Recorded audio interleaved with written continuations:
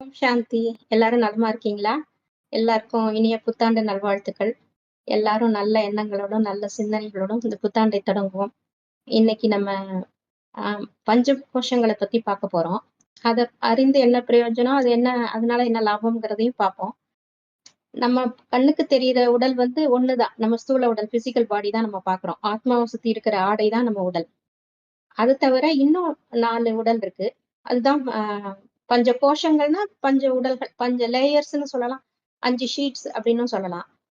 நம்ம வந்து ஆத்மா வந்து புருவ மத்தியில இருக்கு. நம்ம ஏற்கனவே சொல்லியிருக்கோம். புருவ மத்தியில உள்ளுக்குள்ள பிட்யூட்டரி கிளாண்ட்ல இருக்கு நம்ம ஆத்மா. அதான் உயிர். நம்ம உயிர் சக்திய இயக்குறதுக்கு, நம்ம அன்னமய கோசம்ங்கிறது நம்ம பார்க்கக்கூடிய உடல். சாப்பாடு சாப்பிட்டு அதனால வளர்ந்த உடல். அது மட்டும் தான் ரத்தமும் சதையுமான உடல். அத மட்டும் தான் நமக்கு தெரியும். அத இயக்குறது வந்து பிராணசக்தி. இந்த மூச்சு காத்து வாங்கி தான் நமக்கு எனர்ஜி தான் நமக்கு உயிர் சக்திய வந்து உடல் ஃபுல்லா எல்லா செல்களுக்கும் 72,000 நாடி நரம்புகளுக்கும் கொண்டு போய் செலுத்துதுன்னு நம்ம போன வீடியோல பார்த்தோம். அதுதான் பிராணமய கோஷம் அப்படிங்கிறது. அந்த பிராணசக்திய எல்லாத்துக்கும் எடுத்துட்டு போற உடல் தான் அது. அந்த அந்த ஷீட் அதான் அந்த எல்லோ கலர்ல காமிச்சிருக்கோம். இது வந்து நம்ம பார்க்கக்கூடிய அ பிசிக்கல் பாடி தான் மேல இருக்கிறது, பெருசா இருக்கிறது. எல்லாமே ஒரே சைஸா தான் இருக்கும். உங்களுக்கு டிஃபரன்ஸ் தெரியணுமேங்கிறதுக்காக அப்படி சின்ன சின்னதா வரைஞ்சிருக்குது. எல்லாமே மெர்ஜ் ஆயிருக்கும். உள்ள மெர்ஜ் ஆயிருக்கும். நம்ம பார்க்கறது வெளியில நம்ம பருவுடல் தெரியும். அதுக்குள்ள வந்து மெர்ஜ் ஆயிருக்கும். அது வந்து எமர்ஜ் பண்ணி எப்படி கொண்டு வர்றது? எப்படி நம்ம பிரயோஜனம் ஆகும் அப்படிங்கிறத நம்ம இப்ப பார்க்க போறோம். அடுத்தது வந்து அந்த எல்லோ கலர்ல இருக்கிறது தான் பிராணா எனர்ஜி. நம்ம உடம்பு ஃபுல்லா அந்த எனர்ஜி கொண்டு போய் செலுத்தி, உயிர் சக்திய கொண்டு போய் செலுத்தி நம்ம உடலை இயக்குறது. அந்த பிராண சக்தி வந்து மனோமய கோஷம்னு ஒண்ணு இருக்கு. அடுத்தது 3வது இந்த கிரீன் கலர்ல இருக்குது இல்லையா? அதுவும் நம்ம உடம்புல நம்ம மனதும், பிராணமும் சேர்ந்து தான் நம்ம இது இயக்குது. மனம்ங்கிறது எண்ணங்கள உருவாக்குறது. எண்ணங்கள்னா உங்களுக்கே தெரியும். மனசு தானே எண்ணங்கள உருவாக்கிக்கிட்டே இருக்கும். சும்மாவே இருக்க முடியாது. மனசு நம்ம இருந்துட்டு ஏதாவது ஒரு எண்ணங்கள், ஒண்ணு நல்ல எண்ணங்கள் இருக்கும், கெட்ட எண்ணங்கள் இருக்கணும். அதுதான் ஒரு எண்ணத்த தொடர்ந்து அது சம்மந்தப்பட்ட வர வர அடுத்தடுத்து வர எண்ணங்கள் தான் சிந்தனை அப்படின்னு சொல்றோம். ஒரு நல்ல எண்ணம் வந்துச்சுன்னா, அத தொடர்ந்து நல்ல சிந்தனைகளா வரும். அதே மாரி கெட்ட எண்ணங்கள் வந்தாலும், அத தொடர்ந்து அத செயல்படுத்துறதுக்கு அந்த மாரி இதுக்கெல்லாம் கெட்ட எண்ணங்களா வந்துட்டு சிந்தனைகளா வந்துட்டுருக்கும். அந்த எண்ணங்கள் தான் நம்ம அந்த மனோமய கோஷம்ங்கிறது. அதுதான் நம்மளோட தலைவிதிய நிர்ணயிக்கிறது. நம்ம வந்து அடுத்த பிறவியில எப்படி இருப்போம், இந்த பிறவியில எப்படி இருக்கிறோம், அது நம்ம எண்ணங்கள் தான் நம்மளோட தலையெழுத்து எழுதுறே தவிர, மற்றபடி பிரம்மா எழுதுறாரு அப்படிலாம் கிடையாது. நாமளே தான் நம்ம கர்மாவால, நம்ம செய்யற செயல்களால தான் நம்ம தலையெழுத்த நாமே எழுதிக்கிறோம். போன பிறவியில செஞ்ச புண்ணிய பாவ கர்மங்களுக்கு தகுந்த மாரி தான் நமக்கு இப்போ இந்த பிறவி நமக்கு கிடைச்சிருக்குது. இந்த எண்ணங்கள் வந்து நல்ல எண்ணங்களா இருக்கும்போது, அது நல்ல சிந்தனையா மாறி, நல்ல செயல்களை உருவாக்கும். நல்ல செயல் செய்யும்போது, அது நல்ல கர்மா. அதுதான் புண்ணியம் அப்படின்னு சொல்றது. இதே இது கெட்ட சிந்தனைகள் வரும்போது, கெட்ட எண்ணங்கள், கெட்ட சிந்தனைகள உருவாக்கி, அது செயல் வடிவம் குடுக்கும்போது, அது பாவ கர்மாவா மாறுது. இதுதான் இந்த புண்ணிய பலன், பாவ பலன் அப்படின்னு சொல்லுவாங்க இல்லையா? புண்ணிய பலனுக்கு தகுந்த மாரி நம்ம நன்மையா அனுபவிக்கிறோம் இந்த பிறவில. அதே மாரி பாவ கர்மாவுக்கு தகுந்த மாரி நம்ம அந்த கஷ்டங்கள அனுபவிக்கிறோம். இது 2ம் நம்ம வாழ்க்கையில நடந்துகிட்டே இருக்கு. ஒவ்வொரு பிறவிலயும் கொஞ்சம் கொஞ்சமா அக்யூமுலேட் ஆயிட்டே இருக்கு. நம்ம முதல் பிறவி எடுத்ததுலேருந்து கடைசி பிறவி வந்துட்டோம் இப்போ. இப்ப முந்தி இருக்கிற பேலன்ஸ் பாவ புண்ணிய கணக்கெல்லாம் இப்ப தீர்க்க வேண்டிய கட்டாயத்துல நம்ம இப்ப இருக்கிறோம். அந்த எண்ணங்களின் சக்தி தான் நம்ம வந்து காந்த புலன்களை உருவாக்குறது. நம்மள சுத்தி ஒரு வைப்ரேஷன் ஆரா அதெல்லாம் சொல்றாங்க இல்லையா? அது நம்ம நல்ல எண்ணங்கள் இருக்கும்போது நம்மள சுத்தி நல்ல ஆரா இருக்கும். கெட்ட எண்ணங்களுக்கும் அதே மாரி தான் நம்மள சுத்தி கெட்ட ஆரா இருக்கும். அது வந்து மத்தவங்களையும் பாதிக்கும். அதனால எப்பயுமே அதுக்கு தான் நல்ல சிந்தனைகள உருவாக்கணும் அப்படின்னு சொல்றது. அந்த சிந்தனைகள் மூலமா தான் நம்ம நல்ல கர்மாவ பண்றோம். அதுதான் நம்ம 2வது சொல்லிட்டோமா? அடுத்தது வந்து மனோமய கோஷம் முடிச்சுட்டோம். பிராணமய கோஷம், மனோமய கோஷம் முடிச்சுட்டோம். அடுத்தது விஞ்ஞானமய கோஷம் அப்படின்னு ஒண்ணு இருக்கு. அது வந்து என்னன்னா, இந்த ஆசை, பற்று, அகங்காரம் இது எல்லாத்துக்கும் கெட்ட சிந்தனைகளுக்கெல்லாம் அப்பாற்பட்ட நிலை. இதுதான் யோகிகள், ஞானிகள் எல்லாருமே அந்த மாரி சிந்தனையில தான் இருப்பாங்க. உலகுக்கு நல்லது மட்டுமே செய்யணும் அப்படின்னு நினைப்பாங்க. தன்னை அறிதல். நாம யாரு? நம்ம நம்ம என்ன செய்யணும்? இறைவனை எப்படி அடையறது? இறைவன் யாரு? இந்த மாரி சிந்தனைகள உருவாக்கிட்டே இருப்பாங்க. இது வந்து ஞானிகள், சித்தர்கள் இவங்கள்லாம் இந்த விஞ்ஞானமய கோஷம்ங்கிறது நல்ல அவங்களுக்கு அததான் ரொம்ப உணரணும்னு சொல்லி இருக்கும்போது, அந்த விஞ்ஞானமய கோஷம் வந்து நல்ல எமர்ஜ் ஆகும். அவங்க அந்த உணர்வுல இருக்கும்போது, அந்த இது வந்து அவங்களுக்கு ஆறா நல்லா பெருசாகும்.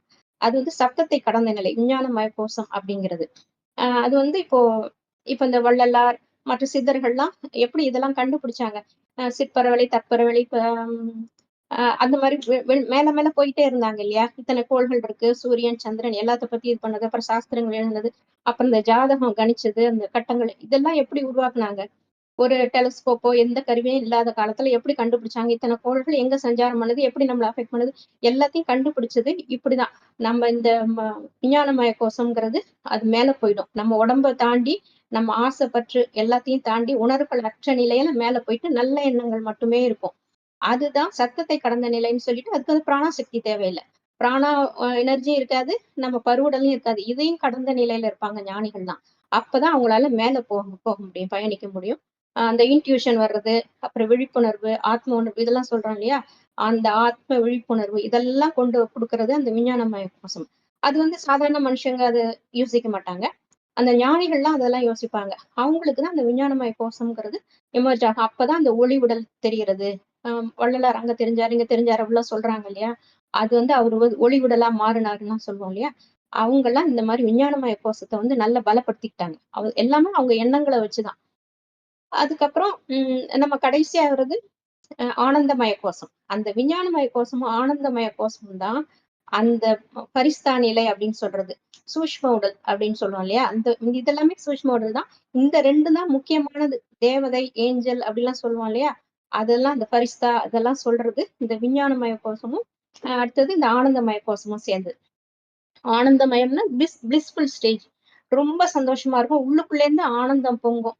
இதுதான் உள்ள வந்து இந்த அமிர்தம் வழியுது அப்படிலாம் சொல்லுவாங்க இல்லையா? குண்டலினி சக்தி மேல போயிடுச்சு. அமிர்தம் வழியுது அப்படிலாம் சொல்லுவாங்க இல்லையா? அது வந்து ஆனந்தம் உள்ளுக்குள்ளேயே அவங்களுக்கு பொங்கும். இதெல்லாம் கடந்ததுக்கு அப்புறம். எண்ணங்கள், உணர்வுகள் எல்லாத்தையும் கடந்த நிலையில இருப்பாங்க அவங்க. ஞானிகள். அப்பதான் எல்லாமே அவங்களுக்கு புரியும். 3 கால பத்தியும் தெரியும். எல்லா விஷயங்களும் அவங்களுக்கு புரியும். ஆம், என்ன நடக்கப் போகுது? என்ன நடந்தது? அந்த மாரி விஷயங்கள்லாம் கரெக்ட்டா சொல்லுவாங்க. அப்புறம் அவங்க ஆயுள நீட்டிக்கவும், ஆரோக்கியத்த மேம்படுத்தவும், மக்களுக்கு என்ன நல்லது செய்யலாம்? அந்த மாரி விஷயங்கள மட்டும் தான் அவங்க செஞ்சுகிட்டு இருப்பாங்க. இதுதான் ஆனந்தமய கோசம். இதையும் தாண்டி இருக்கிறது. இந்த இந்த இது வந்து ஆனந்தமயம் கோசமும், அந்த விஞ்ஞானமய கோசமும் நம்ம பூமியோட புவியீர்ப்பெல்லாம் தாண்டி, காற்று இருக்கிற இடம், அந்த வெளிகள எல்லாம் தாண்டி மேல போனது அது. அதுக்கப்புறம் நம்ம ஆத்மாங்கிறது என்னன்னா, இந்த இத்தன உடல்களையும் தாண்டி உள்ள விதை ரூபமா உள்ள இருக்குது. இந்த ஆத்மா தான் மேல பரந்தாமத்திலேருந்து வந்தது. கடவுளோட குழந்தையா நம்ம இருந்தோம். பரமாத்மாங்கிறது எல்லாத்துக்கும் அப்பாற்பட்ட ஆத்மா. பரமாத்மா நம்மளோட தந்தை, நம்மளோட அப்பா. அவரு தான் சிவபெருமான். அவரோட குழந்தைகள் தான் ஆத்மாவாகிய நாம். உடலுக்கு அப்பா கிடையாது. அவர் வந்து ஆத்மாவோட அப்பா. அவரு வந்து பரந்தாமத்துல இருக்கிறார். பரந்தாமன்னா எல்லாத்துக்கும் அப்பாற்பட்ட நிலை. ஆம், அகிலாண்ட கோடி பிரம்மாண்ட நாயகன்னு சொல்றாங்க இல்லையா? அத்தன அண்டங்கள், பேரண்டங்கள், யூனிவர்ஸ், மல்டிவர்ஸ் எல்லாத்தையும் அப்பாற்பட்ட நிலை, சப்தத்தை கடந்த நிலை. அங்க வந்து எந்த சிந்தனையும் இருக்காது. இந்த உடல்கள் எல்லாம் இல்லாதனால எதுவுமே இருக்காது. விதை ரூபமா ஆத்மா இருக்கும். விதைன்னா நம்ம சாதாரணமா இந்த பிளான்ட்ஸுக்குள்ள விதைகளே ஒரு டப்பால போட்டு வச்சிருப்போம். அப்ப அது அது பாட்டுக்கு இருக்கும். ஆனா நம்ம மண்ணுல புதைச்சு தண்ணி ஊத்தும்போது, அந்த சூரிய ஒளி எல்லாம் சேரும்போது தானே அது மரமா முளைக்குது. செடியா துளிர் விட்டு வருது, மரமா ஆகுது. அந்த மாரிதான் நம்ம ஆத்மா வந்து இந்த பஞ்சபூதங்களால ஆன உடல்ல வந்து சேரும் பொழுதுதான் ஆக்டிவேட் ஆகுது. அப்ப வந்து முதல் பிறவி எடுக்கும்போது, மேலேந்து வரும்போது ஒரு அம்மா நமக்காக ரெடியா 3 மாசம் கர்ப்பமா இருக்கும்போது, அந்த உடல்ல அந்த ஆத்மா போய் சேரும். அந்த கருப்பிண்டத்துல. அந்த கருப்பிண்டம் வந்து இந்த பஞ்சபூதங்களால ஆனதுதான். நீர், நிலம், நெருப்பு, காற்று, ஆகாயம் இந்த மாரி 5 பஞ்சபூதங்களால ஆனதுதான் நம்ம உடல்.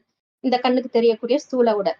இது 3 மாசம் குழந்தை கருப்பிண்டமா இருக்கும்போது, இந்த ஆத்மா வந்து சேரும்போது தான், அது குழந்தையா மாறுது. உயிருள்ள உடலா மாறுது. அதனால தான் அந்த 3 மாசத்துக்கு முன்னாடி அபார்ஷன் செய்யலாம். அதுக்கப்புறம்லாம் பண்ணக்கூடாது. அந்த மாரி சொல்றது அதான். உயிர் வந்துடுது அதுக்கு. அதுவரைக்கும் வெறும் இந்த பஞ்சபூதத்தாலான கரு மட்டும் தான் இருக்கும். அதுக்கப்புறம் அடுத்தடுத்த பிறவி எடுத்துக்கிட்டே இருக்கும். இப்ப நம்ம எல்லாருமே கடைசி பிறவியில தான் இருக்கோம். ஆ அப்புறம் அந்த மேல சொன்னேன் இல்லையா? எல்லாத்துக்கும் மேல பரமாத்மா இருக்காருன்னு கடவுள். அவரு வந்து இந்த உடல்களுக்கெல்லாம் அப்பாற்பட்டவர். அவருக்கு உடல் உருவமே எடுக்கல அவரு. எந்த எந்த தாயின் கர்ப்பத்திலயுமே அவரு பிறக்கல. இதுக்கெல்லாமே அப்பாற்பட்ட நிலையில இருக்காரு. 10த் டைமென்ஷன்ல இருக்கிறாரு. ஆனா அவர வந்து காட்சி குடுத்திருப்பாரு. ரொம்ப ஆசைப்படுறாங்க குழந்தை. எல்லாரும் கடவுள அடையணும், அடையணும், பார்க்கணும், பார்க்கணும்னு நினைக்கிறாங்க இல்லையா? அப்போ ஒரு காட்சி தெரியுது. இப்போ ஒரு ஒரு பக்தர்களுக்கும் அவங்கவங்க இஷ்டப்பட்ட தெய்வம் காட்சி தெரியுது என்னன்னா, அது குடுக்குறது எல்லாமே சிவபெருமான் தான். சரி குழந்தை ஆசைப்படுது, அந்த ஆசைய நிறைவேத்தணும். இப்ப பராசக்திய பார்க்கணும் அப்படின்னு சொல்லிட்டு, ராமகிருஷ்ண பரமஹம்சர் இந்த மாரி அவங்கலாம் ரொம்ப பக்தியா இருந்தாங்கன்னா, அந்த பராசக்தியோட தோற்றம் தெரியும். அது வந்து ஒரு விர்ச்சுவல் இமேஜ் தான். அத காட்டுறது வந்து சிவபெருமான் தான். அந்த காட்சி பார்க்கறதுலயே அவங்க எல்லாம் பக்தியில வந்து அந்த திருப்தி ஆயிடுவாங்க. போதும் நம்ம கடவுள அடைஞ்சுட்டோம் அப்படின்னு நினைக்கிறாங்க. ஆனா, அவரு வந்து உடல் சரீரம் அற்றவர். எல்லாத்துக்கும் அப்பாற்பட்ட நிலையில அவர் மேல இருக்கிறாரு. இதுதான் பரந்தாமம் அப்படின்னு சொல்றது. பரந்தாமம், பரலோகம், ஆத்மலோகம் எது வேணாலும் சொல்லிக்கலாம். மேல வந்து ஒரு பிரைட்டா ஒளிப்புள்ளியா இருக்கிறது தான் சிவபெருமான். அவரதான் அல்லாஹ், ஜெகோவா, கர்த்தர் இந்த இந்த கடவுள்னு அவருதான்.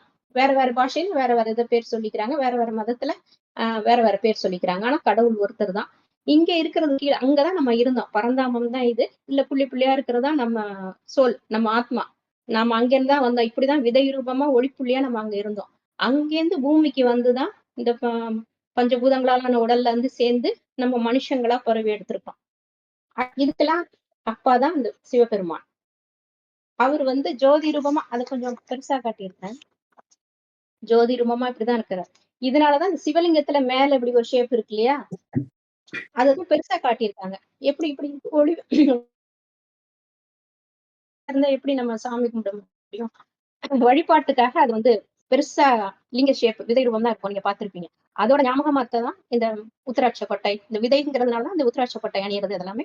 கடவுளோட சிந்தனை நமக்கு வரணும் அப்படிங்கிறதுக்காக தான். அவர நினைக்க நினைக்கதான் இந்த பாவ கர்மங்கள்லாம் அழிந்து நம்ம வந்து முக்தி அடைய முடியும்.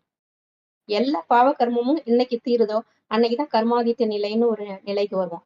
அப்பதான் இத்தனையும் கடந்து நம்ம வந்து இந்த ஆத்மலோகத்துக்கு மறுபடியும் போயிட்டு, மறுபடியும் அடுத்த பிறவி எடுத்து வருவோம். இப்போ ஒரு கல்பம் முடிய போகுது. 5000 வருஷம் தான் ஒரு கல்பம். 2500 வருஷம் சொர்க்கமா வாழ்ந்தது இந்த பூமி. பாரத நாடு தான் சொர்க்கமா இருந்தது. அடுத்த 2500 வருஷம் இப்ப நரகமா இருக்கு. காரணம் என்னன்னா, அந்த முதல் 2500 வருஷம் நம்ம வந்து ஆத்ம உணர்வுல இருப்போம். அதாவது ஆத்மான்னு தெரியும். ஆத்மா தான் இது. ஆத்ம உணர்வுல இருப்போம். ஆத்மான்னு தெரியும். அதனால உடம்பு பிடிச்சிருக்கிற அந்த இதெல்லாம் நமக்கு இருக்காது. அந்த பற்று இருக்காது. உடல்னு நினைச்சாதான் இந்த பற்று, ஆசை, கோபம், அகங்காரம் இது எல்லாமே வருது. ஆணவம், கண்மம், மாயை இதெல்லாம் சொல்றாங்களே, இந்த விகார குணங்கள்லாம் உடல்னு நினைக்கும் போதுதான் வருது. ஆத்மா உணர்வுல இருக்கும்போது அந்த 2500 வருஷம் இருந்தவங்க தான் வாழ்ந்தவங்க தான் தேவதைகள். ஆத்ம உணர்வு என்னன்னா அன்பு, அமைதி, தூய்மை, சுகம், ஞானம், சக்தி, ஆனந்தம். இதுதான் ஆத்மாவோட குணங்கள். இந்த குணத்துல இருக்கும்போது உள்ளுக்குள்ளே நமக்கு ஆனந்தம் பெருகும், அமைதி பெருகும், அன்பு பெருகும். அன்பு தான் இருக்கும் எல்லா இடத்துலயும். இவங்களோட வைப்ரேஷன் ஆறாவா மாறி ஃபுல்லா அந்த அந்த இடம் ஃபுல்லா இருக்கும். பாரத நாடே அப்படிதான். புண்ணிய பூமியா இருந்தது, வாழ்ந்தது. அதனால அங்க வாழ்ந்த விலங்குகள் எல்லாமே அமைதியா, அன்பா இருக்கும். அவங்களுக்கு கூட அடுத்தவங்களுக்கு கெடுதல் செய்யணுங்கிற எண்ணம் இருக்காது. ஏன்னா, அது இந்த ஆத்ம உணர்வுல உள்ள பிரபாவம் அதுங்களையும் அஃபெக்ட் பண்றதுனால அவங்களும் அப்படிதான் இருப்பாங்க. ரொம்ப அமைதியா, சந்தோஷமா வாழ்ந்தோம். எந்த விதமான கெட்ட எண்ணங்களும் இருக்காது. ராஜா ராணி ஆட்சிதான். அது அப்படி வந்த முதல் குழந்தை தான் கிருஷ்ணர். அப்படி ஆத்ம உணர்வுல முதல் குழந்தை தான் கிருஷ்ணர்.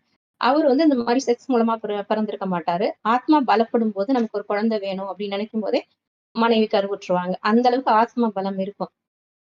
அது வந்து இப்ப பஞ்சபூதங்கள்லாம் நம்மள அடிமைப்படுத்துது இல்லையா? நம்ம பஞ்சபூதங்களுக்கு பயந்து இப்ப நம்ம வாழ்ந்துட்டு இருக்கிறோம்.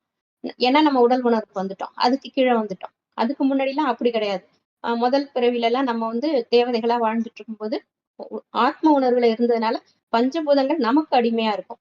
மழை பெய்யுனா பெய்யும், நில்லுனா நிக்கும். அதே மாரிதான் நம்ம உடலும் பஞ்சபூதத்தினால ஆன உடல்ங்கிறதுனால, ஆத்மா உடல கண்ட்ரோல் பண்ணும். நல்லதுதான் பார்ப்பாங்க, நல்ல விஷயங்கள தான் கேட்பாங்க. அப்படி இயற்கையிலேயே அந்த குணமாவே அமையும். கெட்டதுன்னா என்னன்னே தெரியாது. அப்படி வாழ்ந்தவங்கள தான் இப்ப கோயில் கட்டி கும்பிடுறோம். தூய்மையா வாழ்ந்தவங்கள தான் இப்ப நம்ம கோயில் கட்டி அம்மன், முருகன், பிள்ளையார், பெருமாள், நாராயணன், லட்சுமி, சரஸ்வதி, ஆஞ்சநேயர் இந்த மாதிரி எல்லா பேர்லயும் நம்ம கும்பிட்டுருக்கோம். அவங்க எல்லாம் வாழ்ந்தவங்க தான். தெய்வீக குணமோட வாழ்ந்தவங்க தான். அதுக்கப்புறம் 2500 வருஷம் வரும்போதுதான் உடல்ங்கிற ஞாபகம் அவங்களுக்கு வருது.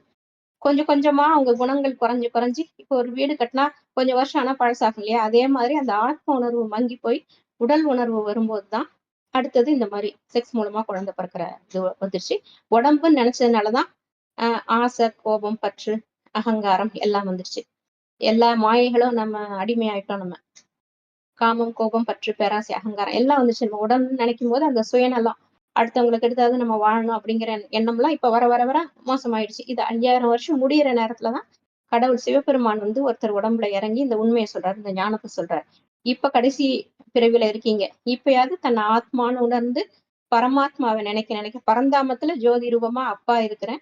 என்ன அன்பா நினைக்க நினைக்க உங்களோட பாவ கர்மாலாம் அழியும். மேல இருந்து சார்ஜ் நமக்கு வரும். அந்த ஆன்ம பலம் வந்து நமக்கு ஏறும். எப்படி செல்போன்ல சார்ஜ் போட்டா சார்ஜ் ஏறிட்டே இருக்கும். அது மாதிரி இவ்வளவு நாள் இறங்கிட்டு இருந்தது. இனிமே நமக்கு அது அவரை நினைக்க நினைக்க அது ஏறும். ஏறும்போது ஆன்ம பலம் கூடும்போது அடுத்த பிறவி நமக்கு நல்ல பிறவியா அமையும். சத்தியுகம் ஆரம்பிக்கும் போது 4 யுகங்களையும் தாண்டிதான் நம்ம இப்ப வந்திருக்கோம். சத்தியுகம், திரேதாயுகம், துவாபரயுகம், கலியுகம். இப்ப கலியுகம் முடிவுல நம்ம வந்து நிக்கிறோம். அதனாலதான் இவ்வளவு கஷ்டங்கள்லாம் வாழ்க்கையில நடக்குது. இயற்கை பேரழிவும் இப்ப நடந்துட்டு இருக்கு. காரணம் என்னன்னா, இந்த உலகம் புதுப்பிக்கப்படுகிறது, இந்த பூமி. இதெல்லாம் அழிஞ்சு புது உலகம் பிறக்க போகுது. இப்ப அடுத்தது. இன்னும் ஒரு 10 இயர்ஸ் தான் இருக்கு. 2036 வாக்குல புது யுகம் பொறந்துரும். அப்ப நம்ம எல்லாரும் மேல போயிட்டு, கொஞ்ச நாள் அங்க மேல பரந்தாமத்துல இருந்துட்டு, ஆத்மஸ்வரூபத்துல அங்க இருந்துட்டு, திருப்பியும் வந்து இந்த பூமி புதுசா புதுப்பிச்ச உடனே ரொம்ப பலம் வாய்ந்ததா இருக்கும். பஞ்சபூதங்களும் நல்ல பலமா இருக்கும். அப்ப நம்ம வந்து பிறவி எடுப்போம். அப்படி இருக்கிறதுக்கு நம்ம என்ன செய்யணும்? இப்ப நம்ம ஆத்மான்னு உணர்ந்து, இத்தனையும் சார்ஜ் பண்ணணும். இத்தனையும் வெளியில எமர்ஜ் ஆகும் நமக்கு. நம்ம வந்து இத்தன நாளும் உடல்ன்னு நெனைச்சுட்டோம். இதெல்லாம் நமக்கு தெரியாது. இனிமே ஒவ்வொரு உடலும் எமர்ஜ் ஆகும்போது தான், அந்த உணர்வுகள் அதிகமாகும்போது தான் அவங்க ஒளி உடலா மாறுறாங்க. அ சித்தர்கள்லாம் அப்படிதான். ஞானிகள்லாம் அப்படிதான். ஒளி உடல பார்த்தேன், அப்படி அங்க பார்த்தேன், இங்க பார்த்தேன்லாம் சொல்றாங்கல்ல, அப்படிதான். அவங்க வந்து எங்க வந்தாலும் அவங்க வெளிப்படுத்த முடியும். அவங்களோட ஆறா வந்து ரொம்ப பெருசா இருக்கும். வெளிப்படுத்திக்க முடியும். ஆ இப்பவும் இருப்பாங்க. அவங்கலாம் அடுத்த பிறவி எடுத்து எடுத்து எங்கேயாவது இருப்பாங்க. அந்த திருவண்ணாமலை, சதுரகிரி, கொல்லிமலை இப்படிலாம் இருக்கு இல்லையா? அங்கலாம் சித்தர்கள் இருக்காங்க இல்லையா? முதல் பிறவி எடுத்தவங்க அடுத்தடுத்து பிறவி எடுத்துக்கிட்டே தான் இருக்கணும். கடைசியில எல்லாம் புதுப்பிக்கப்படும்போது தான் எல்லா ஆத்மாக்களும் மேல போகும். மத்தபடி யாரும் இதுவரைக்கும் முக்தி அடையல. முக்திங்கிறது அந்த ஆத்மலோகத்துக்கு போறது தான். அது வந்து மோட்சம்ங்கிறது கிடையாது. முக்தி தான் எல்லாருக்கும். முக்தின்னா ஒரு கொஞ்சம் பீரியட் வரைக்கும் அங்க இருப்பாங்க. அப்புறம் நம்ம பாவ புண்ணிய கர்மத்துக்கு தகுந்த மாரி எப்ப பிறவி எடுக்கணுமோ, அப்போ ஒருத்தரா இறங்கி வருவாங்க. ஒன்ஸ் பிறவி எடுத்துட்டா, கடைசி வரைக்கும் எடுத்துக்கிட்டே தான் இருக்கணும். உலகம் அழியும்போது இப்பதான் விநாச காலம் வரும்போது தான், அத்தன பேருமா மொத்தமா மேல போவோம். அதுதான் "பூண்டோட கைலாசம்" அப்படின்ற பழமொழிலாம் வந்தது இல்லையா? அதனால இப்ப வந்து அதுக்குன்னு பயப்பட வேண்டாம் நம்ம. ஆ எல்லாமே நம்ம மனச பொறுத்து தான் இருக்கு. நல்ல விஷயங்களே மட்டும் நெனச்சிட்டு இருக்கும்போது, என்ன கஷ்டம் வந்தாலும் அத எதிர்கொள்ள வேண்டிய வலிமை, தைரியம் கிடைக்கும். இந்த வில் பவர்ன்னு சொல்றோம்ல, அதெல்லாம் இம்ப்ரூவ் ஆகும். எந்த சூழ்நிலையும் சமாளிக்கக்கூடிய திறனும், பக்குவமும் நமக்கு வந்துரும். இந்த மாரி ஆத்ம உணர்வு கொஞ்சம் கொஞ்சமா அ கடவுள நினைக்க நினைக்க அந்த உணர்வு மேலோங்கும்போது, நம்மளும் முன்னேறி அடுத்த பிறவி நல்லதா அமையும். கடவுளை பிரார்த்திக்கிறோம். ஓம் சாந்தி.